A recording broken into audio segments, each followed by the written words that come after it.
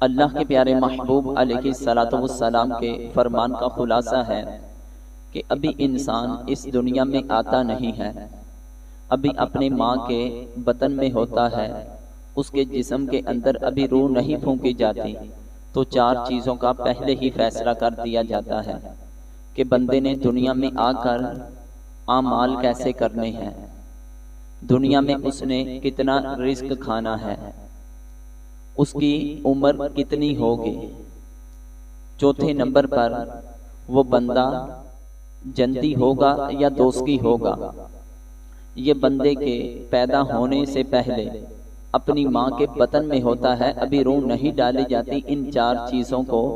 اللہ تعالیٰ کی ذات اپنے ازلی علم کے مطابق بندے کے لیے پہلے ہی مقرر کر دیتی ہے۔ اس کے بعد جب وہ بندہ، وہ بچہ اس دنیا میں آتا ہے، جتنا اس کا رزق لکھا گیا تھا، جتنی اس کی زندگی کے بارے میں مدت مقرر کر دی گئی تھی، جب اس کو گزارتا ہے تو وہ جب پوری ہوتی ہے تو اللہ تعالیٰ کی طرف سے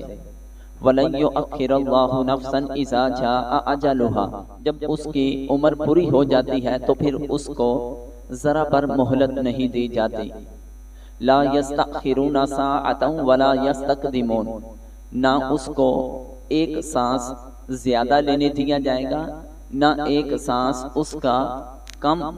ہوگا تو اس کی روح قبض کر لی جائے۔ ہو بہو جب اس کی موت کا وقت مقرر ہوگا،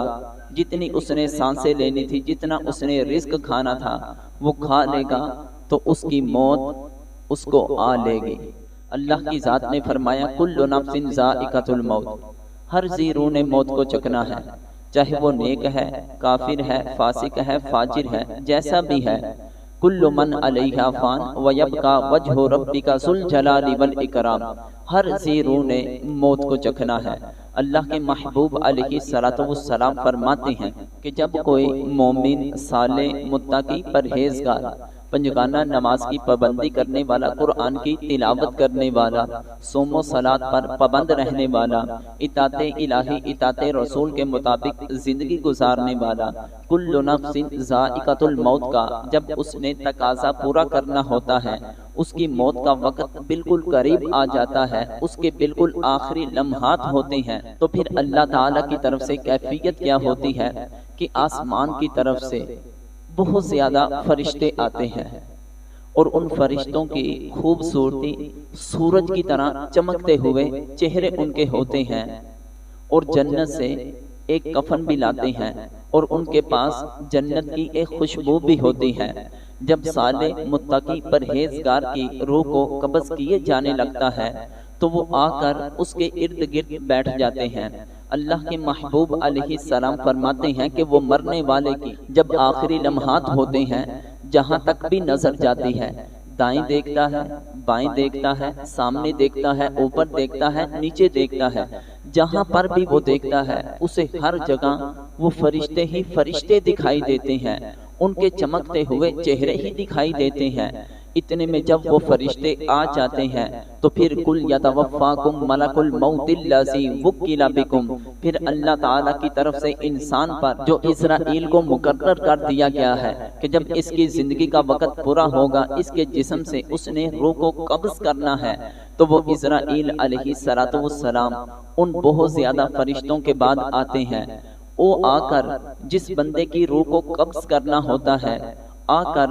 اس کے سر کے پاس بیٹھ جاتے ہیں اور اس کو فرماتے ہیں ایتھا النفس الطیبہ، اے پاکیزہ روح، اے متقی پرہیزگار روح، اب تیرا جسم سے جدائی کا وقت آ چکا ہے، اب تو اپنے جسم سے جدا ہو، ارجعی الی ربک راضیۃ مرضیہ، تو اپنے رب کی طرف لوٹ آ، تیرا رب تجھ سے بڑا راضی ہے، تو نے دنیا میں رہتے ہوئے اپنے رب کے دیے ہوئے حکم کے مطابق زندگی کو گزارا ہے، تو نے اطاعت الہی، اطاعت رسول کے مطابق زندگی کو گزارا ہے، صوم و صلات کا تو پابند رہا ہے، تو نے اپنی خواہشات کے مطابق اپنی زندگی کو نہیں گزارا ہے، آج تیرا رب تجھ سے بڑا راضی ہے، تو اب جسم سے جدا ہو اور اپنے رب کی طرف آ جا۔ اللہ کے محبوب علیہ السلام فرماتے ہیں اس نمازی کی روح جب جسم سے نکلنے لگتی ہے تو ایسے نکلتی ہے جیسے مشکیزے سے ایک پانی کا قطرہ بڑے ہی آرام سے نکل آتا ہے، اس کی روح بھی اس کے جسم سے اسی طرح جدا ہوتی ہے۔ جیسے ہی اس کے جسم سے روح نکلتی ہے اس کو تکلیف تک محسوس نہیں ہوتی ہے، تو اس کے بعد اسرائیل علیہ السلام کہ جو روح قبض کرنے کے لیے آتے ہیں، اس کے جسم سے روح نکلتی ہے، اس کو پکڑ لیتے ہیں۔ ادھر پکڑتے ہیں، اسرائیل علیہ السلام سے پہلے ہزاروں کی تعداد میں بہت زیادہ فرشتے جو اس کے ارد گرد پہلے ہی آئے ہوئے ہوتے ہیں، وہ اسرائیل علیہ السلام کے ہاتھوں سے اس طرح روح کو چھین لیتے ہیں، اور چھین کر وہ جو جنت سے ایک اس کا کفن لے کر، کپڑا لے کر آئے تھے، جو جنت کی خوشبو لے کر آئے تھے، اس کفن کے اوپر جنت کی خوشبو لگا دی جاتی ہے۔ اسرائیل علیہ السلام سے روح پکڑ کر اس کفن کے اندر ڈال دیتے ہیں، بند کر دیتے ہیں، پھر اس کو اٹھاتے ہیں۔ وہ تمام کے تمام فرشتے آسمانوں کی طرف اس کی روح کو لے کر چلتے ہیں۔ جب اس کی روح کو آسمانوں کی طرف لے جایا جا رہا ہوتا ہے تو اس وقت راستے میں جو بھی فرشتوں کا گروہ ملتا ہے وہ ان کو پوچھتا ہے، بتاؤ تو صحیح یہ اتنا پاکیزہ نفس، یہ اتنی اچھی روح کس انسان کی ہے؟ تو جس کی وہ روح ہوتی ہے وہ فرشتے لے کر جا رہے ہوتے ہیں، وہ ان کو بتاتے ہیں اس بندے کا نام یہ ہے، اس کے باپ کا نام تو یہ تھا، یہ فلاں فلاں بندہ ہے، یہ اس کی روح ہے۔ یہاں تک کہ وہ پہلے آسمان کے پاس جاتے ہیں، آسمان کا دروازہ کھٹکھٹاتے ہیں اور ان کو کہتے ہیں یہ فلاں بن فلاں بہت ہی پاکیزہ انسان تھا، اس کے لیے آسمان کا دروازہ کھول دیا جائے۔ پہلے آسمان کا دروازہ کھول دیا جاتا ہے، اسی طرح دوسرے آسمان تک جاتے ہیں، دوسرے سے تیسرے آسمان تک جاتے ہیں، یہاں تک کہ ساتوں آسمان تک اس بندے کی روح کو لے جایا جاتا ہے، اس قدر کہ وہ رب تعالی کی بارگاہ میں حاضر کیا جاتا ہے۔ جب ساتوں آسمان تک پہنچ جاتے ہیں تو پھر اللہ کے محبوب علیہ السلام فرماتے ہیں، جب اس کی روح کو رب تعالی کی بارگاہ میں حاضر کیا جاتا ہے، اللہ تعالی کی ذات فرماتی ہے اکتبو کتاب عبدی فی علیین، میرا یہ بندہ دنیا میں رہتے ہوئے بہت ہی متقی پرہیزگار تھا، مجھ پر بھی ایمان لایا تھا، میرے محبوب پر بھی ایمان لایا تھا، میری کتابوں پر بھی ایمان لایا تھا، اس نے اطاعت الہی اطاعت رسول کے مطابق زندگی گزاری ہے۔ اے میرے فرشتوں، اب تم اس کی روح کو میرے پاس لے کر آئے ہو، لہٰذا تم اس کو علیین والے جو لوگ ہیں ان میں اس کو درج کر دیا جائے۔ اس بندے کو علیین والوں میں یعنی کہ جنت میں بلند مقام حاصل کرنے والوں کے اندر اس کو درج کر دیا جاتا ہے۔ پھر ایک اللہ تبارک و تعالی جل جلالہ کی ذات ان فرشتوں کو کہتے ہیں اب اس روح کو لے کر دوبارہ اس دنیا میں چلے جاؤ، جہاں اس کی قبر بننی ہے، جہاں اس کو دفن کرنا ہے ادھر لے کر چلے جاؤ، کیونکہ قرآن میں اللہ کی ذات نے ارشاد فرمایا منہا خلقناکم وفیہا نعیدکم ومنہا نخرجکم تارۃ اخری، میں نے بندے کو مٹی سے پیدا کیا ہے، مٹی سے پیدا کر کے جب یہ مر جائے گا اس کو اسی جگہ مٹی میں جانا ہے، پھر قیامت کے دن اسی مٹی سے اس کو دوبارہ زندہ کر دیا جائے گا، اٹھایا جائے گا۔ ادھر وہ اپنے گھر میں ایک ناش کی صورت میں پڑا ہوتا ہے، اس کو اس کے گھر والے غسل دیتے ہیں، اس کو کفن پہناتے ہیں، پھر اس کے بعد ہوتا کیا ہے، اللہ کے محبوب علیہ السلام کے فرمان کا خلاصہ ہے، جب اس کو غسل دے دیا گیا، اس کو کفن پہنا دیا گیا، اس کے لیے فرض کریں اعلان کر دیا گیا کہ فلاں کا جنازہ بالکل تیار ہے، اس کو فلاں جگہ پر لے جایا جا رہا ہے، نماز جنازہ میں شرکت کر لو۔ تمام کے تمام لوگ جب اس میت کو اپنے کندھوں پر اٹھا کے چلنے لگتے ہیں، اللہ کے محبوب علیہ السلام فرماتے ہیں ابھی چند ہی قدم چلتے ہیں تو وہ مرنے والا جو اس کو اٹھا کر لے کے جا رہے ہوتے ہیں ان کے ساتھ کلام کرتا ہے، ان کے ساتھ گفتگو کرتا ہے، ان کے ساتھ چیخو پکار کر کر کے بولتا ہے۔ اللہ کے محبوب علیہ السلام فرماتے ہیں وہ جو مرنے والا اس چارپائی پہ لیٹا ہوتا ہے وہ بول تو رہا ہوتا ہے، نہ اس کو جن سن سکتے ہیں، نہ اس کی آواز کو انسان سن سکتے ہیں۔ اس کے علاوہ اللہ کی جتنی بھی مخلوقات ہیں وہ اس کی آواز کو سن رہے ہوتے ہیں، بلکہ حدیث پاک کے الفاظ ہیں کہ اگر کوئی انسان اس مرنے والے کی آواز کو سن لے، فصاعقہ، ایسا محسوس کرے کہ اس پر آسمان سے کوئی بجلی گر چکی ہے، یعنی کہ اس قدر خوفناک اس بندے کی آواز ہوتی ہے۔ اللہ کے محبوب علیہ السلام فرماتے ہیں کہ جب اس بندے کو لے جایا جا رہا ہوتا ہے، اگر وہ بندہ نیک ہوتا ہے تو کہتا ہے قدمونی قدمونی، مجھے میری منزل مقصود تک لے کر جاؤ، مجھے جلد از جلد میری منزل مقصود تک پہنچا دو، تم جلدی چلو، آج میں نے ادھر جانا ہے کہ جہاں جا کر مجھے طرح طرح کے انعامات نصیب ہونے ہیں۔ اگر وہ بندہ بدبخت ہوتا ہے، دنیا میں رہتے ہوئے اس نے ایمان قبول نہیں کیا ہوتا، یا ایمان تو قبول کیا ہوتا ہے لیکن اس کے بعد اس نے فسق و فجور کے اندر زندگی کو گزارا ہوتا ہے، اللہ کے محبوب علیہ السلام فرماتے ہیں کہ وہ میت چیخو پکار کر کر کے اس اپنے ساتھ چلنے والوں کو کہہ رہی ہوتی ہے کہ دنیا نے تو مجھ کو دھوکے میں ڈال دیا تھا، مجھے اٹھانے والوں تم دھوکے میں نہ پڑ جانا، زمانہ میرے ساتھ کھیل کود کرتا رہا، اب تم بھی زمانے کی کھیل کود کے اندر نہ لگ جانا، میں نے تو دنیا کے اندر یہی اپنا معمول بنا لیا تھا، کھانا ہے یا پینا ہے، اپنا اچھا گھر بنانا ہے، بینک بیلنس بنانے ہیں، اپنے بچوں کی سوچتا رہا،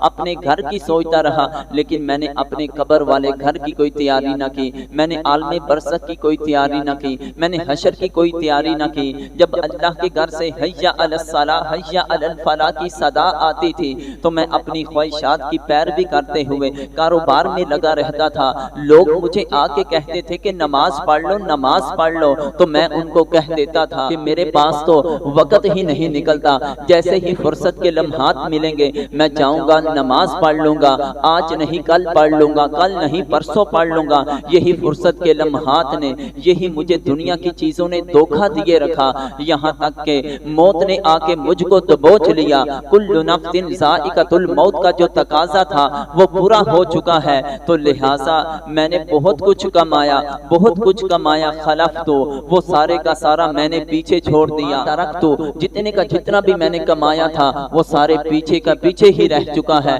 میں کچھ بھی ساتھ نہیں لے کے گیا، میرے پیچھے ورثاء ہیں، میں اب قبر کی طرف جا رہا ہوں، وہ میرے مال کو تقسیم کرنے میں لگے ہوئے ہیں، اب میں کل قیامت کے دن مجھ سے اللہ تعالیٰ کی ذات کثرت سے سوال و جواب کرے گی، میرے ساتھ سختی کا معاملہ کیا جائے گا، لہٰذا تم دنیا کے دھوکے میں نہ آنا۔ اللہ کے محبوب علیہ السلام فرماتے ہیں کہ جب اس بندے کی نماز جنازہ بھی ادا کر لی جاتی ہے، لوگ اس کو اٹھا کر جب قبر کے اندر دفن کر دیتے ہیں، اس پر مٹی ڈال دیتے ہیں، تو اللہ کے محبوب علیہ السلام کے فرمان کا خلاصہ ہے، بندہ مومن ہو یا کافر ہو، متقی پرہیزگار ہو یا فاسق و فاجر ہو، جیسے ہی بندے کو قبر کے اندر رکھ دیا جاتا ہے تو قبر اس بندے کو دباتی ہے۔ سامعین محتشم، قبر بندے کو کیوں دباتی ہے؟ چاہے وہ صحابی ہے، چاہے وہ تابعی ہے، چاہے وہ ولی ہے، چاہے وہ کافر ہے، چاہے وہ فاسق و فاجر ہے، جو بھی ہے قبر اس بندے کو دباتی ہے۔ اور اس کے دبانے کی مثال کیسی ہے؟ اس کے دبانے کی مثال ایک ماں اور بیٹے کی طرح ہے کہ دیکھیں کہ ایک ماں کا بچہ جب اس سے بچھڑتا ہے، ایک ہفتے بعد، ایک مہینے بعد، ایک سال کے بعد جب وہ لوٹ کے واپس آتا ہے، یا کئی سال کے بعد بچہ واپس آتا ہے تو ماں کو بڑی خوشی ہوتی ہے۔ جیسے ہی آتا ہے ماں اس طرح اپنے بازو پھیلاتی ہے اور اس بچے کو اپنی گود میں لے کر اپنے سینے کے ساتھ لگا کر اپنے ہاتھوں کے ساتھ دباتی ہے۔ اسی طرح بندے کی بھی مثال ہے کہ جس مٹی سے بندے کو بنایا گیا تھا، منہا خلقناکم فیہا نعیدکم، جس مٹی سے بندہ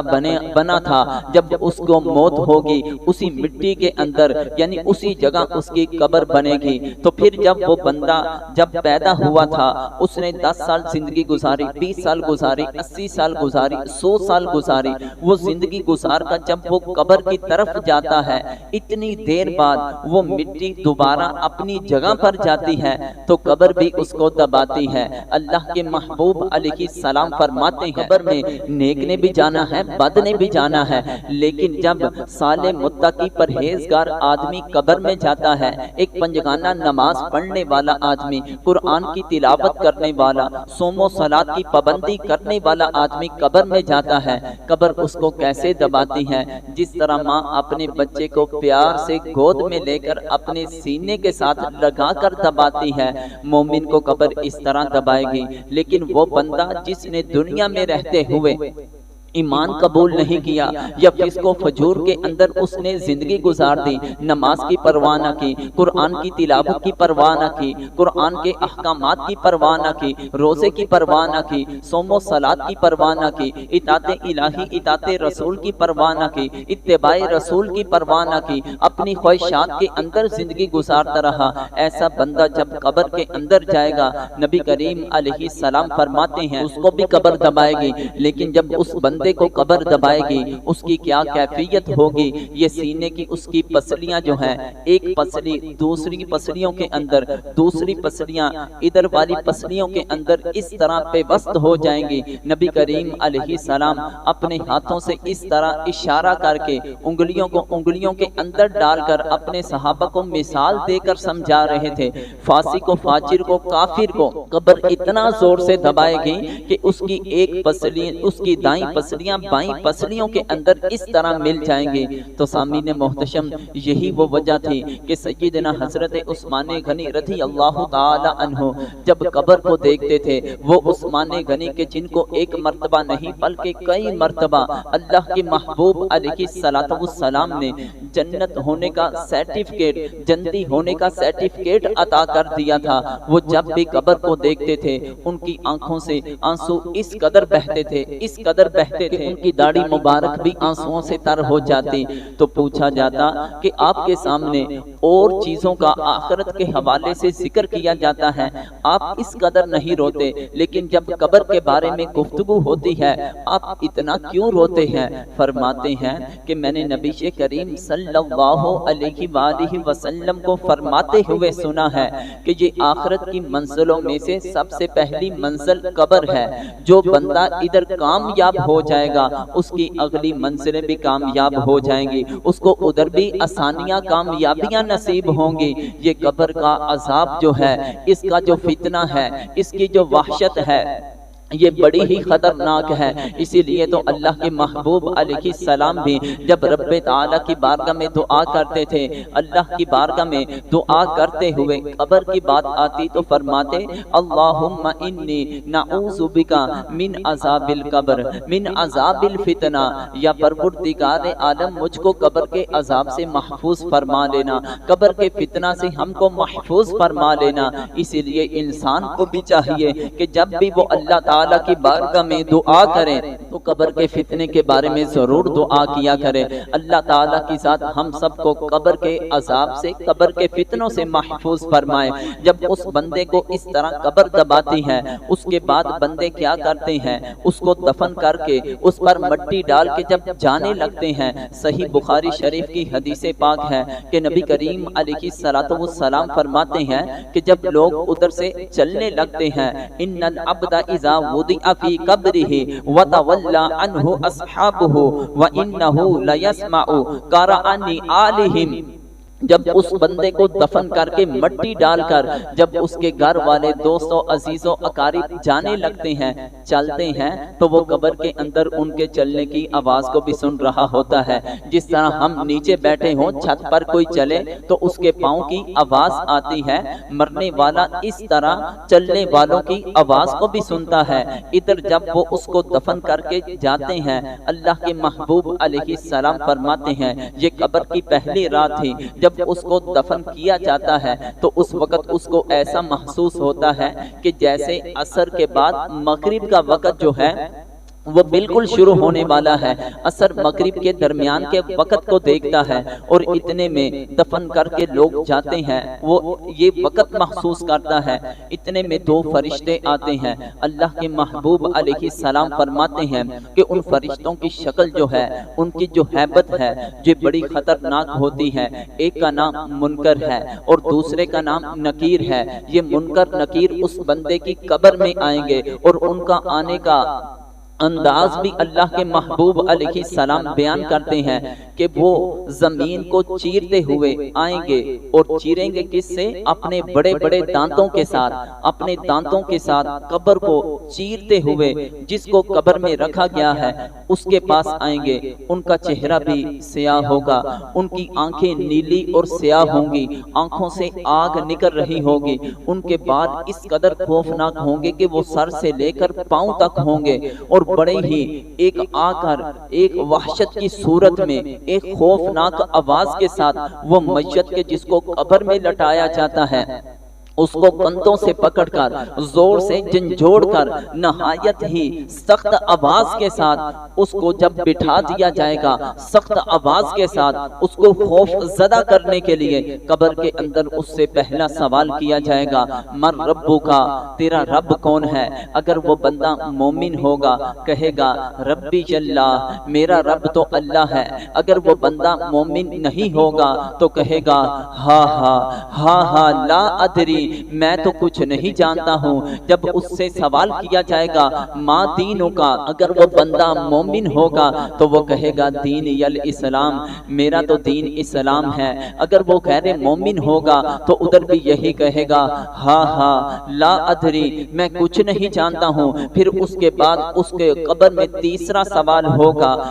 ہوگا ما کنت تقول فی ھذا الرجل، تو اس مرد حق کے بارے میں، تو اللہ کے محبوب علیہ السلام کے بارے میں کیا کہتا ہے؟ اگر وہ بندہ فاسق و فاجر ہوگا، اگر وہ بندہ غیر مومن ہوگا تو وہ کہے گا ہاں ہاں لا ادری، میں کچھ نہیں جانتا۔ کنت اسمع الناس یقول شیئا فاقول، جو لوگ کہتے تھے میں بھی وہی کہہ دیتا تھا۔ لیکن وہ بندہ اگر صاحب ایمان ہوگا، اگر وہ عاشق رسول ہوگا، وہ پنجگانہ نماز پڑھنے والا ہوگا، وہ قرآن کی تلاوت کرنے والا ہوگا، وہ صوم و صلات کی پابندی کرنے والا ہوگا، اطاعت الہی اطاعت رسول کے مطابق زندگی گزارنے والا ہوگا، ایسے شخص سے جب نبی کریم علیہ السلام سوال کیا جائے گا وہ جواب دے گا ھذا رسول اللہ، یہ تو اللہ تعالیٰ کے رسول ہیں۔ تو جیسے ہی وہ قبر کے اندر اس طرح اللہ کے محبوب علیہ السلام کی زیارت کرے گا تو شاعر بھی کہہ اٹھتے ہیں کہ قبر کا خوف نہ رکھنا اے دل، قبر کا خوف نہ رکھنا اے دل، وہاں تو سرکار کے چہرے کی زیارت ہوگی۔ بلکہ یہاں تک کہ جب اللہ کے محبوب علیہ السلام کا وہ امتی جب سوالوں کے جواب دے لے گا تو اللہ کے محبوب علیہ السلام ادھر سے جانے لگیں گے تو شاعر اپنے عشق کا اظہار کرتے ہوئے کہتا ہے، اپنی حسرت کا، اپنی وہ چاہت کا اظہار کرتے ہوئے اللہ کے محبوب علیہ السلام کی بارگاہ میں عرض کرے گا اتنی بھی جلدی کیا ہے، ذرا ٹھہر جائیے اے اللہ کے محبوب علیہ السلام، آپ کی زیارت ہم کو قبر کے اندر ہوئی ہے، اتنی بھی جلدی کیا ہے، ذرا ٹھہر جائیے، ساری عمر گزار کے پائی ہے ہم نے یہ گھڑی۔ تو سامعین محتشم جب وہ قبر کے اندر ان تینوں سوالوں کے جواب دے دے گا، اللہ کے محبوب علیہ السلام فرماتے ہیں فرشتے اس سے سوال کریں گے کہ تجھے تیرے رب کا کیسے پتا چلا، تجھے تیرے دین کا کیسے پتا چلا، تجھے کیسے پتا چلا کہ یہ اللہ کے رسول ہیں؟ تو وہ قبر میں کہے گا میں نے اللہ عز و جل کی کتاب پڑھی تھی، میں نے قرآن مجید کو پڑھا تھا، اس کے اندر جو احکام تھے میں نے ان کو سیکھا تھا، ان پر عمل کیا تھا، اس پر ایمان لایا تھا، میں نے اس کی تصدیق کی تھی، میں ان کو اللہ کا رسول مانتا تھا، جو بھی ہم کو بتاتے تھے دل و جان سے ہم اس کو تسلیم کرتے تھے۔ اور دوسری روایت کے اندر اس طرح ہے فرشتوں کو جب وہ مردہ سوالوں کے جواب صحیح دے دے گا تو پھر فرشتے اس کو کہیں گے ہم کو پتا تھا، ہم کو پتا تھا، تو ایسے ہی ہم کو جواب دے گا۔ جب وہ سوالوں کے صحیح جواب دے دے گا، اللہ کے محبوب علیہ السلام کے فرمان کا خلاصہ ہے، تو پھر آسمان سے ایک منادی ندا کرے گا کہ اس بندے نے جتنے بھی سوال اس کو کیے گئے اس نے سارے کے سارے جواب صحیح دیے ہیں، اب اس کی قبر کے اندر جنت سے اعلیٰ قسم کا بستر بچھا دیا جائے، جنتی بچھونا بچھا دیا جائے، اس کو جنت کا لباس لباس پہنا دیا جائے، جنت کی خوشبوئیں اس کی قبر کے اندر داخل کر دی جائیں۔ بلکہ ایک روایت کے اندر اس طرح آتا ہے، جب وہ سوالوں کے جواب صحیح دے لے گا پھر ہوگا کیا، اس بندے کی قبر کے اندر دوزخ کی کھڑکی کو کھول دیا جائے گا۔ وہ بندہ پریشان ہوگا کہ میں نے سوالوں کے جواب تو ٹھیک دیے ہیں، لیکن میری قبر کے اندر دوزخ کی یہ کھڑکی کیوں کھول دی گئی ہے، یہ دوزخ کی گرمی، یہ تپش، یہ بدبو کیوں ایسا میرے ساتھ سلوک ہوا؟ سوال تو میرے سے کیے گئے، جواب بھی صحیح دیے گئے، آخر ایسا معاملہ کیوں؟ جب ایسے ہی دوزخ کی کھڑکی کو کھولا جائے گا، اس کی گرمی، اس کی تپش، اس کی بدبو اس بندے تک آئے گی، فوری اس قبر کی کھڑکی جو دوزخ کی کھڑکی ہے اس کو بند کر دیا جائے گا۔ پھر جنت کی کھڑکی کو کھول دیا جائے گا۔ جب جنت کا اپنی آنکھوں سے مشاہدہ کرے گا، جنت کی نعمتوں کو دیکھے گا، جنتی لباس دیکھے گا، جنتی بستر دیکھے گا، جنتی پھل دیکھے گا، جنتی ہوائیں جب وہ محسوس کرے گا تو پھر اس وقت فرشتے اس کو کہیں گے، جو پہلے تو نے دیکھا ہے، اگر تو سوالوں کے جواب صحیح نہ دیتا تو پھر تیرے ساتھ یہ معاملہ کیا جانا تھا، کیونکہ بندہ اگر پہلے مشکلات وقت دیکھے، اس کے بعد اگر اس کو راحت ملے تو اس راحت کے اندر بہت ہی سکون ملتا ہے، اس کا احساس بھی ہوتا ہے۔ اگر بغیر کوئی مشقت کے کوئی چیز مل جائے تو انسان کو اس کا اتنا احساس بھی نہیں ہوتا ہے۔ اولاد کو اپنے والدین کی کمائی کا، ان کی پراپتی کا کوئی بھی اتنا احساس نہیں ہوتا ہے۔ سامعین محتشم، جب اس طرح وہ قبر کے اندر سوالوں کے جواب صحیح دے لے گا، پھر اللہ تعالیٰ کی طرف سے حکم آئے گا کہ اس بندے کو حکم دے دیا جائے کہ دنیا میں رہتے ہوئے یہ سویا نہیں تھا، یہ دنیا میں رہتے ہوئے اس نے بیداری میں زندگی گزاری ہے، اطاعت الہی، اطاعت رسول میں زندگی گزاری ہے، رات کو اٹھ کر تہجد کی نماز پڑھتا تھا، فجر کی نماز پڑھتا تھا، تمام پنجگانہ نماز پڑھتا تھا، صوم و صلات کے اندر اس نے زندگی گزاری ہے، زندگی کے اندر اس نے اپنے آپ کی خواہشات کی پیروی نہیں کی ہے۔ اب اس کے لیے یہ ایسا ہے کیونکہ دنیا جو ہے یہ مومن کے لیے قید خانہ ہے اور کافر کے لیے جنت ہے۔ یہ قید خانے سے نکل کر اب یہ آزاد ہو چکا ہے اور اس کو کہا جائے کنومۃ العروس، اے بندے تو قبر میں آ چکا ہے، اب تو ایسے سو جا جیسے پہلی رات کی دلہن سوتی ہے، پہلی رات کا دولہا سوتا ہے، تو پھر اس طرح اس کو سلا دیا جائے گا۔ ذرا تصور تو کر کے دیکھیں، انسان کی وہ زندگی کی رات ہوتی ہے کہ جس میں اس نے دولہا یا دلہن بننا ہوتا ہے، اس کو زیادہ سے زیادہ آرام مہیا کیا جاتا ہے، تمام کے تمام جتنے بھی کام ہوتے ہیں، لوازمات ہوتے ہیں، وہ بہن بھائی رشتہ دار اپنے آپ کے اوپر ڈال لیتے ہیں، تقسیم کر لیتے ہیں، کہتے ہیں کہ یہ تیری زندگی کی سب سے حسین رات ہوتی ہے۔ سامعین محتشم، اسی طرح قبر کے اندر بھی اس کو کہا جائے گا نم کا نومۃ العروس، اے بندے قبر کے اندر ایسے سو جا جیسے دولہا سوتا ہے۔ اب دیکھیں اس کو دولہے کے ساتھ کیوں تشبیہ دی گئی، کیونکہ دولہا جب دولہا بنتا، جب شخص دولہا بنتا ہے تو اس وقت اس کا لباس بھی اتنا قیمتی ہوتا ہے کہ زندگی میں اس نے اتنا قیمتی لباس کبھی پہنا نہیں ہوتا۔ اس کے بعد اس نے اپنے آپ کو اس طرح بناؤ سنگار کیا ہوتا ہے کہ زندگی میں اس نے کبھی اتنا بناؤ سنگار نہیں کرتا، نہ پہلے کرتا ہے نہ بعد میں کرتا ہے، جو اس نے اپنی برات کے دن کرنا ہوتا ہے تاکہ میں لوگوں کو پسند آ جاؤں۔ جس نے میرے ساتھ نکاح میں آنا ہے وہ مجھے دیکھے، میں بھی اس کے دل میں اتر جاؤں۔ تو قبر میں تم چاہتے ہو کہ تم بھی پسند آ جاؤ، تم دولہے کی طرح پسند کر لیے جاؤ، دلہن کی طرح پسند کر لیے جاؤ۔ دلہن دیکھے کتنا مہنگا لباس پہنتی ہے، کتنے اعلیٰ زیورات پہنتی ہے، کس طرح اپنے آپ کا بناؤ سنگار کرتی ہے کہ جس شخص کے پاس میں جا رہی ہوں میں اس کو پسند آ جاؤں۔ تو سامعین محتشم، قبر کے اندر تو کوئی بھی نہیں ہوگا، ادھر دولہے کے ساتھ کیوں تشبیہ دی گئی؟ بتایا یہ گیا کہ دنیا میں چاہتے ہو کہ قبر کے اندر دولہے کی طرح تمہارا بناؤ سنگار ہو جائے تو تجھے چہرے پہ سنت رسول کو سجانا ہوگا۔ تجھے لباس اگر عمدہ چاہتے ہو تو دنیا میں رہتے ہوئے سنت کے مطابق تجھے اپنا لباس پہننا ہوگا۔ جب تم اس طرح لباس پہن لو گے تو قبر کے اندر جاؤ گے تو پھر ہوگا کیا؟ تمہیں تمام چیزوں سے بڑھ کر زیادہ حسن بھی عطا کر دیا جائے گا۔ اللہ کے محبوب علیہ الصلوۃ والسلام کے فرمان کا خلاصہ ہے کہ جب بندے کو قبر کے اندر دفن کیا جاتا ہے، فرشتے آ کر اس کو بہت زیادہ جھنجھوڑتے ہیں اور اٹھانے لگتے ہیں۔ اگر وہ بندہ نمازی ہوگا، پنجگانہ نماز کی پابندی کرنے والا ہوگا، فرشتے آ کر اس کو کندھوں سے پکڑ کر جھنجھوڑ کر اٹھائیں گے تو وہ فرشتوں کو کیا کہے گا؟ جیسے ہی اس کی آنکھ کھلے گی، وہ اپنی آنکھ مچولی کرتے ہوئے، جس طرح بچہ اٹھتا ہے یا بڑا اٹھتا ہے، اپنی آنکھوں پہ اس طرح کرتا ہے، اس طرح آنکھ مچولی کرے گا اور فرشتوں کو سمجھے گا ہی نہیں کہ میں یہ فرشتے ہیں۔ وہ اپنے آپ کو دنیا میں محسوس کرے گا اور دیکھے گا کہ مغرب کا وقت ہے، سورج غروب ہو رہا ہے، میری عصر کی نماز قضا ہو رہی ہے۔ فرشتے کو کہے گا کہ چھوڑ دو مجھے، چھوڑ دو مجھے، اصلی، مجھے پہلے نماز تو پڑھ لینے دو، مجھے پہلے نماز تو پڑھ لینے دو۔ تو فرشتے بھی ادھر اس کو کہیں گے کہ بندے، ہم تو جان چکے ہیں کہ دنیا میں رہتے ہوئے تو نماز پڑھتا تھا، اب یہ تیرے عمل کی جگہ نہیں ہے جو تو نے نمازیں پڑھی ہیں، جو اعمال کیے ہیں، اب قبر کے اندر تجھ کو اس کی جزا دی جائے گی اور جزا کے بدلے بھی اس کی قبر کو جنت کے باغوں کا باغ بنا دیا جائے گا۔ اللہ کی بارگاہ میں دعا ہے، اللہ تعالی ہم سب کو قبر و حشر کی تیاری کی توفیق عطا فرمائے اور ہم سب کا اللہ کی ذات خاتمہ بالایمان فرمائے۔